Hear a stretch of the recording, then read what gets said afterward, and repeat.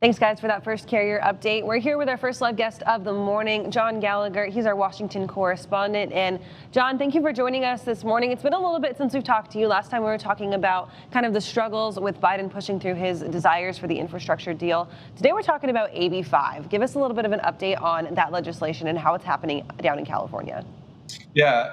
Hi, Kaylee. Yeah. So our colleague John Kingston has been covering this issue pretty diligently, but I sort of kind of slipped in on his coverage here while he's out. But just to give some background here, last year the state of California put in place this their independent contractor law known as AB5, which to avoid all the legal intricacies here, it basically makes it more difficult for companies in certain industries to classify their employees as independent contractors. So it was written mainly to call out like these gig type companies like Uber that many said were exploiting their drivers by not having to pay them all the benefits that an actual company employee would get. So, but the law has yet to actually apply to the trucking, the heavy haul trucking industry, because the California Trucking Association wanted an exemption, so to speak, from this bill, this bill, while it fights it in court. So in April, the appeals court ruled that AB5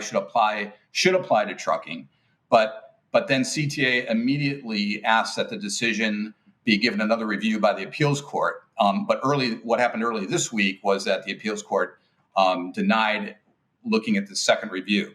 But because CTA is now going to appeal this to the U.S. Supreme Court, which they filed this week to do, the enforcement of the law over the trucking industry it's again going to be delayed until the Supreme Court decides to take the case, and that could be about 6 weeks before they even decide whether or not they're going to take the case. If they don't take the case, the law will immediately go into effect as it pertains to the trucking industry. And if they do, it could be another 6 months until they actually rule on it. But the effects, so the big part of it is the effects do not just affect truckers in California, and that's why the ATA and the Owner Operators Association has weighed in on this issue as well, because if it were at some point to go into effect, it would force both California motor carriers and any carrier outside the state that serves the California market to choose to either adopt a new business model, because they would have to end their independent contractor contracts with owner operators.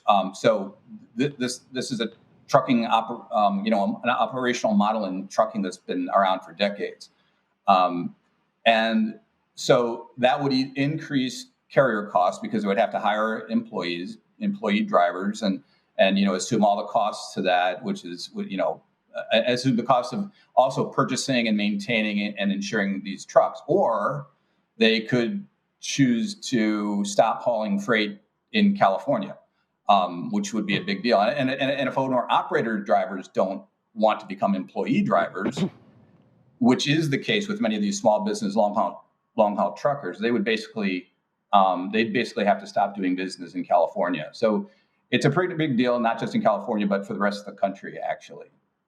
Yeah, John, that's certainly a big deal. California is one of the biggest freight markets in the country. With Port of LA, Long Beach, that's driving freight markets over the past year. Let's shift gears over to a piece of legislation that I believe is in the House right now that could affect Amazon and its logistics unit. Can you tell us a little bit about that? Yeah. So yesterday, the House Judiciary Committee, they basically passed a bill which now goes, like you said, goes to the House floor for a vote. What it potentially does, it has the power to potentially to force big tech companies, including Amazon, to break apart. So the background to this bill is called the Ending Platform Monopolies Act. It was part of this group of 6 antitrust bills that were introduced just a couple of weeks ago. They were all aimed at curbing market power of big tech companies. They were specifically aimed at Apple, Google, Facebook, and Amazon. And the interesting thing about it is, like, curbing big business market power. It's one of those issues that both Republicans and Democrats want to try to knock down, because it resonates with both liberals and their liberal and conservative constituents. So these bills, they went through this marathon 20-hour markup this week, and the 2 biggest supporters were someone who leads the Progressive Caucus Matt Gaetz, who is considered this hard right Trump conservative. So but getting back to Amazon, so they basically said that these Amazon, they take advantage of these hundreds of thousands of third-party merchants that sell products on their website by making it a huge disadvantage to them if they don't also sign up for what's called Amazon fulfillment by Amazon. Yep. Yeah, it's their logistics unit. It includes packaging, warehousing, and distribution.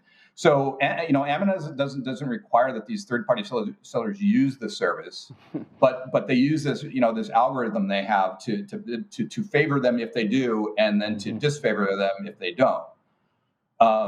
So the lawmakers supporting this bill said that these huge vertically integrated companies like Amazon are using that integration to basically hold monopoly power over the marketplace, and therefore these units need to be broken up. And they claim, this would actually mean more competition because you'd have more. So ostensibly, you'd have more companies out there selling. So, if it were actually to pass, it would seem that Amazon might be forced to divest their logistics unit and remain a player, like in the on the online selling marketplace and other areas. But conversely, they could, I guess, sell their online marketplace and grow their logistics network. But that's just speculating. But either way, it would have huge implications for also UPS and FedEx.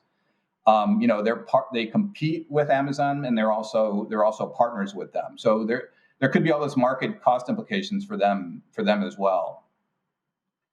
Yeah, John, that would be a huge deal. Like Seth Holm and I, who's formerly of FreightWaves, used to be on the research team with me here. We kind of just did some back of the envelope math on what we believed Amazon's logistics unit could be worth at this point. And I think this is at the end of last year, and we estimated it could be worth $250 to $300 billion. And it's probably grown since then. We're looking at one of the most valuable logistics companies in the world within Amazon right there that could be spun off here.